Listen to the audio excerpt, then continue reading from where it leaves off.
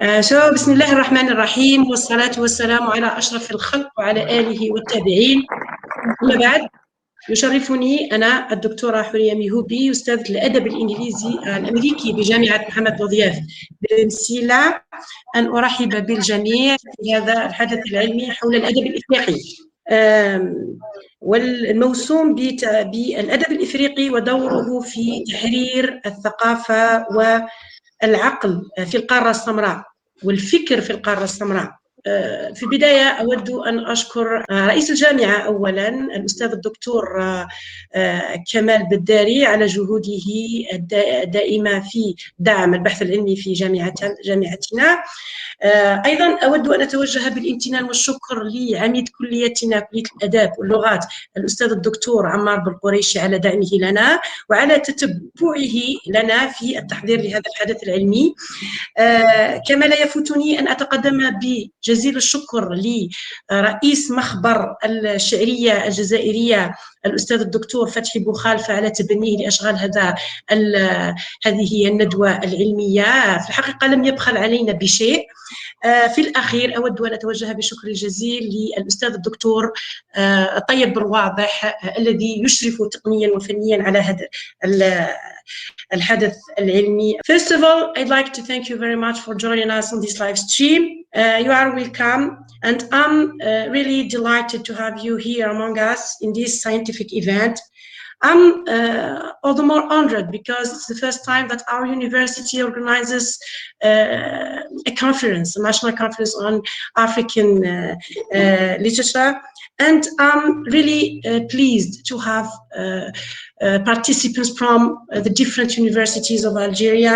I think that we have 7 universities are participating in this scientific event. The first thing that I want to start with is to define African literature. You know that African literature is any kind of literature written by African writers. It can be oral also, can be written by African writers, either in African languages or European languages. In Africa, you know, no secrets that Africa is made up of more than 54 countries, right? And each of these 54 countries has its culture, tradition, history, language. But what is amazing is that there are a lot of similarities between the African countries when it comes to literature. And this is what makes African literature an amazing, beautiful thing to be studied and to be analyzed deeply, of course. About the origin of African literature, I would say that African literature goes back to 1,000 years ago to ancient Egypt, when people used to write in hieroglyphs, I mean, using pictures in writing. And later, when Egypt was conquered by the Arabs, African literature welcomed the Arab culture. And then Arab culture became part of African literature. And then over time, African literature continued to blend with European culture, especially when colonialism started. You know that Africa is one of the continents that has faced a lot of hardships, and one of the most important and significant, in fact, and I don't know, hardships, if I can say this, is colonialism. And you know that colonialism played a great role in erasing the African culture, African traditions, African language, African religion, and African identity as well. So African writers, after the departure of the colonizer, they might have been aware of the very important fact that literature can be a weapon, can be a power, can be one of the modern forms of power by which they can fight and continue fighting. In fact, the hegemony left by the European colonialism. And they, in fact, were aware enough that writing, as Michel Foucault, this French thinker and sociologist, has stressed in many of his books, that literature can be one of the modern forms of power. Now, writers were aware that literature is one of the modern forms of power through which they would be able to decolonize and to continue the decolonization of the African mind and culture. From here came the very idea of this scientific event. So writers, as Ngugi wa Thiong'o said, don't write in vacuum, but every writer is the product of his environment. He must use raw materials directly from his environment. And since this is the reality, it behooves the African writer to use and to utilize the raw materials directly provided by his environment. And this is what happened. African writers use directly the raw materials from their environment in the crafting of their art. And this is what we can see when we study African literature. The African writer has been very much influenced by politics. This is a reality, probably because the African intellectual is part of the political elite. The writer is a sensitive point then within the society, in his society. Achilles' first statement about the social role of the writer and the social responsibility of the African writers was made in a lecture entitled The Role of the Writer in a New Nation. He talked about the role of the writer in what he called the new Nigeria. The new Nigeria. The major problem all over the world, he said, was the debate between white and black over the black humanity. When asked about the reason behind things fall apart, Achebe, he was asked by journalists, I remember, about the reason behind writing things fall apart. Achebe said, as a Nigerian who received a rich education, I felt that there was something to be done, and I did it. I was already familiar with stories of other people. Here he means the European, the Eurocentric writings and the European people. He said that I have always been familiar with stories of other people, and I felt that it was time to narrate my story, the story of myself and the story of my people, the Nigerians and the Africans in general. He said that things fall apart is the end of a time and the beginning of another. My role as an African is to fill the gap. And this is very important, to fill the gap. Achebe and other African writers, they have always this feeling that there is a gap in the African library, and in fact, they were committed, in fact, to fill this gap. He said that my role as an African is to fill the gap in the bookshelf with an African novel. So the question that forces itself in this study day is the following: to what extent did the African writers succeed in filling the gap, in shaping reality? Because literature is not only a mirror that reflects reality as it is. Literature is beyond that. Literature is more than a mirror. It is a means by which we can shape reality. So the question that should be raised here is: to what extent did the African writers succeed in shaping the African reality, or decolonizing the African culture and African mind? So African literature is a beautiful thing. I think that we all agree on that. So let's talk Africa today. Thank you very much. We need to start the first session, and the moderator will be Dr. Mohammad Snussi from Silas University. The floor is yours, Mr. Snussi. Thank you. First, I would like to welcome our dear colleagues. It is indeed an honor and privilege to host this important event, maybe one of its kind, about African literature. I would like also to introduce the speakers for this morning session, including my humble self.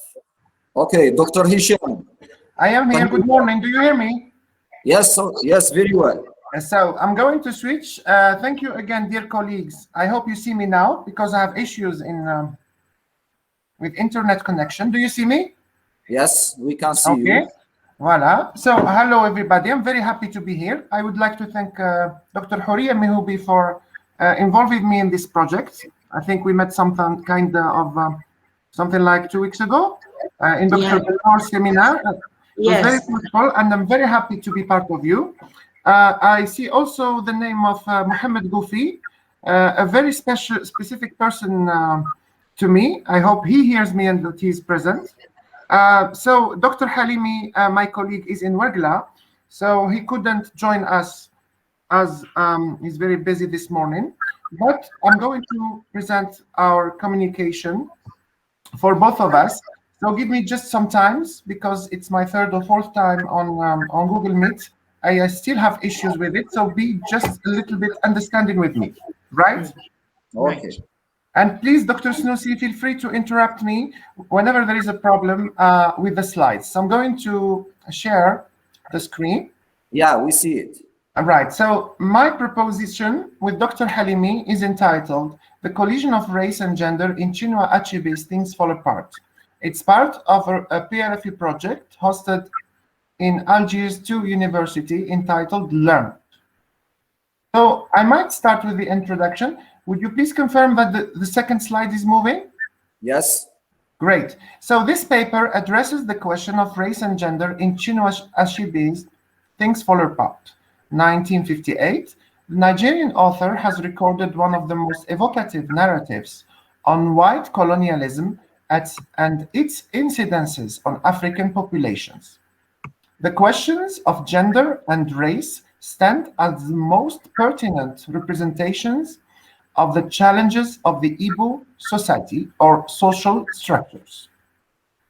So the first part of this presentation concerns characterization. Achebe questions the notion, he questions one issue among many others, but we prefer to focus on this one, the notion of masculinity through a generational perspective. We have 3 characters: Unoka, the grandfather; Okonko, the son; Noye, the grandson. These 3 characters illustrate a specific shade of masculinity, evolving in intensity, doubt, or stagnation. In so doing, he highlights the racial myths encompassing the encounter of the white and black individuals within a colonial project. In this paper, we will analyze Achebe's narrative mechanisms in the portrayal of the collision of gender representations in mixed racial context. A special attention will be given to the concept of masculinity and its gradual obliteration through the cycles of generations. Do you see the 3 book covers, the 3 different versions? Yes. On the screen? Right? No. So, are the slides moving? Yes, they are. Great. So I have no feedback. That's why I'm forced to ask each time. So for example, just seeing the covers, we have the first cover, which is very important to me as a reader, because I would like to see how the book is marketed and how it's sold. So in this book, we have the encounters of 2 anonymous faces, one black and white, slightly white, which is quite representative of the themes of the novel. Another one is an ethnic cover with a lot of totems, ethnical, let's say, statues, the green color, which is dominant, the cross, if you see it, the cursor is moving. I'm putting the cursor on the cross. We have the white man dressed in white and the black man. Very, very, very evocative also. And we have this crackled face of an African man illustrating the third cover. A lot of editions, a lot of way to sell and to market this novel. So the novel, many of you already probably have read it and dealt with it. It's a classic. It narrates the pre-colonial life in the southeast of Nigeria and the arrival of the British in the end of the 19th century. The work was hailed as one of the most pertinent evocations of the incidences of colonialism in sub-Saharan areas. In post-colonial studies, of course, we all make difference between colonialism in India, colonialism in the Maghreb, and in sub-Saharan Africa, of course. The narrative tells the extent of the clash of cultures, not to say civilizations. The subsequent thing to the synopsis of the novel, Okonko is a notorious wrestler and a respected man in the Igbo society who witnesses the collapse of his world subsequent to the arrival of the white man. the polytheist Igbo society discovered Christianity and the eruption of a brand new world. The community was divided. Some endorsed the new beliefs while others resisted. How do we read that book? This book is really ambiguous because it's not as pro-African as the people might believe. At least this is my point of view.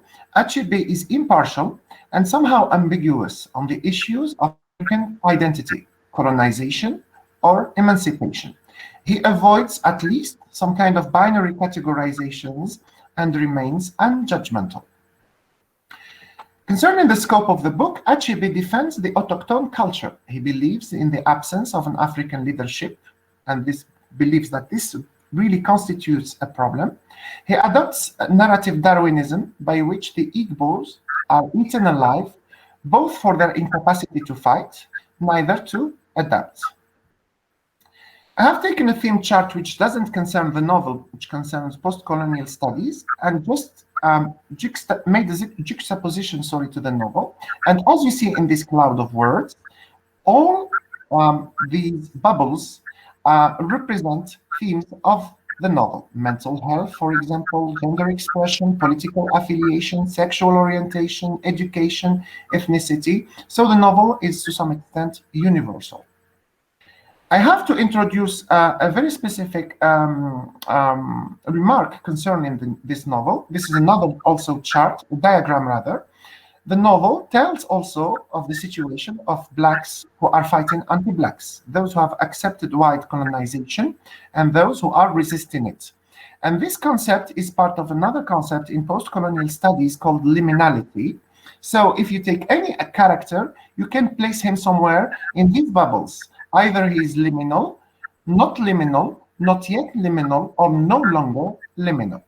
So what is liminality broadly for those who are not familiar with the concept? It's about the rites of passage. It's a concept used in sociology in which you have 3 steps or phases by which a person moves from a traditional behavior to another behavior more or less traditional. So we have preliminality, liminality, and post-liminality.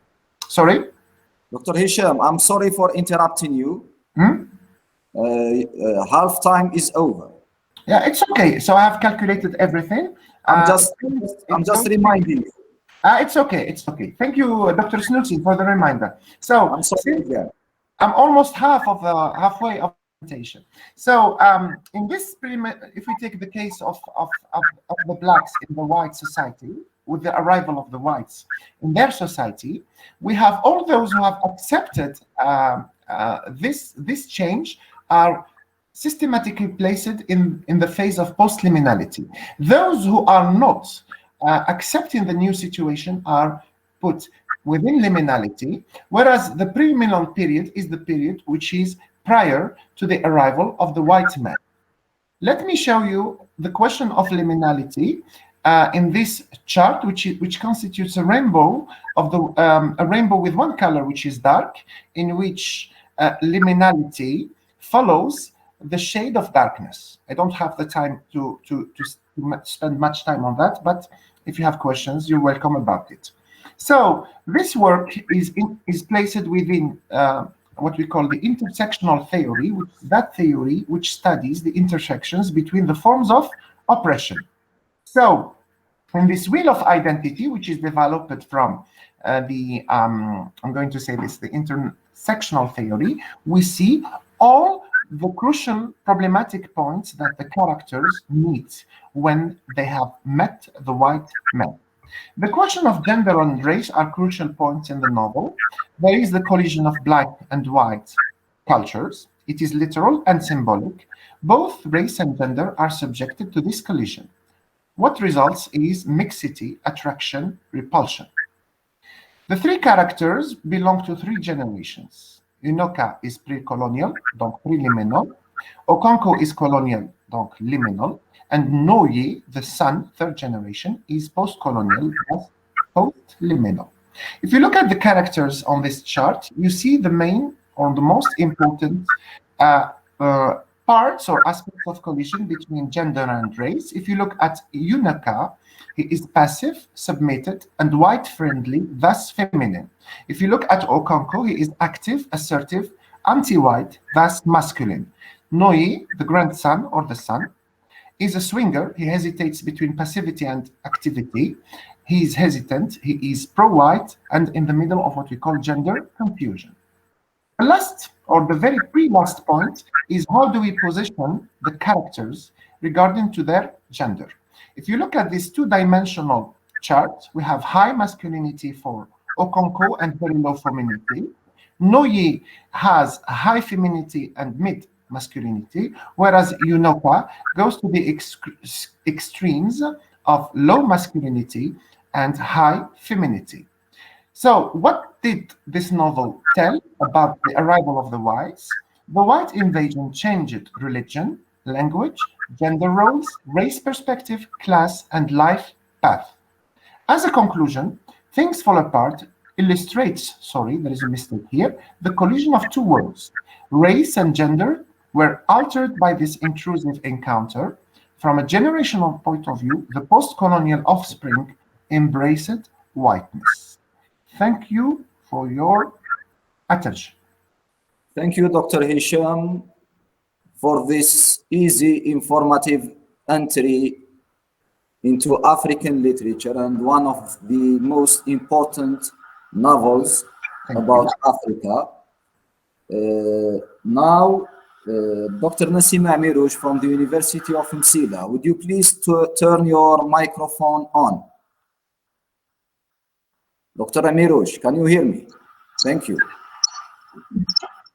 Okay, good morning. Good morning. My presentation would be about something a little bit different. Okay. I'm going to talk about language as resistance in post-colonial Algerian novels. French colonization of Algeria insisted on the conquest of land. But I mean, they understood that it was not enough to dominate people. Therefore, they aimed at dominating Algerians, not only, I mean, about dominating the territory, but memory and cultural sphere too, by using language. Being exposed to a pure French educational system made the Algerians raised in an environment in which French was their first language. Thus, the French language shaped their identity and dislocated the dominant language, especially for the older generation. As a consequence, most of the post-independence Algerian literature was written in French. The impact of the French language legacy had a great influence on Algerian novelists. Using the French to express themselves resulted in many critics for them. Some critics stated that the use of the colonizers' language in writing is a threat to the Algerian identity and national literature.